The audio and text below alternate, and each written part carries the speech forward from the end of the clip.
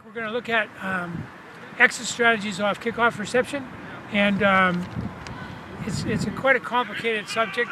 Don't think it's done very well worldwide at any level, even at the international level, but I've broken it down into three main areas. So first is the type of reception, which maybe it's a short to the left, to the center, or to the right of the field, and we'll give you some examples of this with the players in a few minutes.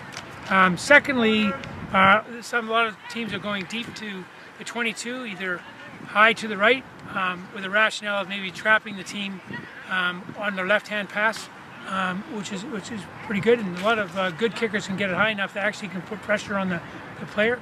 Sometimes it's a winger or somebody like that who's not a big forward that they can take off their feet. Or they go deep to the right-hand side, and maybe the idea is they trap the team down there and they create a turnover. The second thing I think that's important is personnel. Often really is the key to this whole thing. Who's the principal receivers? Is it someone who's good in the air, or is it just someone who's big? Is it a forward?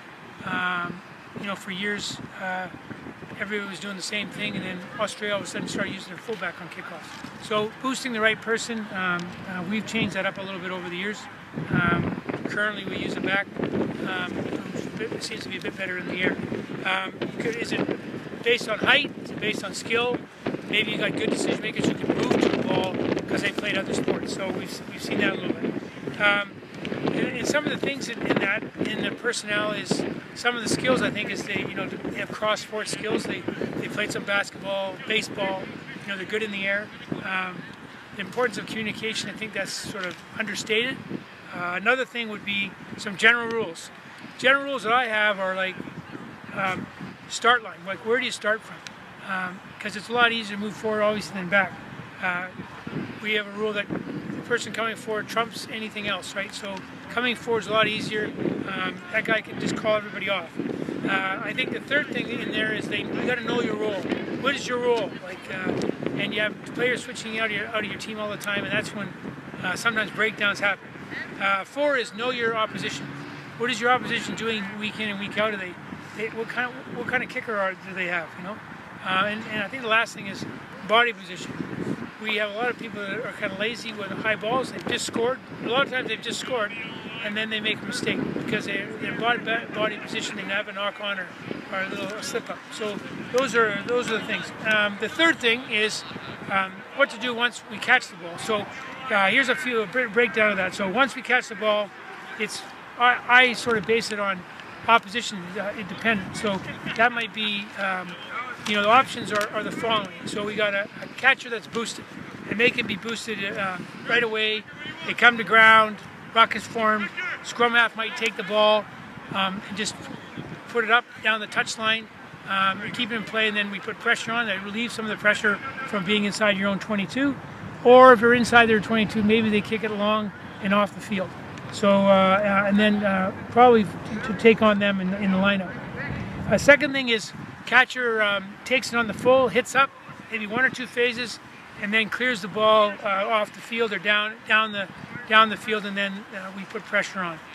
Third thing is the catcher shifts to a hit up specialist. So catcher catches it and moves it directly to a hit up person, the person that's good at maybe gaining a few yards, condensing the defense, and then from there it's basically a decision based on the opposition defense. 4 is a long kick. Where you clear the ball immediately, early in the game maybe, test the opposition's lineout. Maybe the lineouts aren't that good, and maybe you can steal the ball back. A pretty easy way to gain 40 meters, so that's an option. Fifth one is move it wide with a set move, loose forward, place an attack. There's one way to do it. Maybe be determined based on the opposition's defense, weather, or skill of your backs. So that might be when you need to get points or you're finding that they're hanging back too far. So moving it wide is obviously fairly risky. So all this stuff is, I think, is the last thing is the key to all this is to limit the risk. Or you lose possession through penalty sometimes or turnover, meaning that you hit up, they have 2 defenders there, somebody's over top of the ball right away, it's turned over, or you get a penalty because you have to leave your feet to try to win that ball, and it's right in front. So you've gone from scoring to losing all your momentum. So I see it a lot in our league. I see a lot in our team. So we're trying to alleviate some of those mistakes by having some sort of policy or certain things that we do based on the opposition play. And then and we sort of base a lot of this around the consequences of losing the ball. It's you see it in international games. You see it all over the place. Somebody makes a mistake, somebody forgets to do their assignment, and it's a real momentum sucker. All right, so now what we're going to do is we're going to have some of the players demonstrate some of the stuff, and we'll walk through.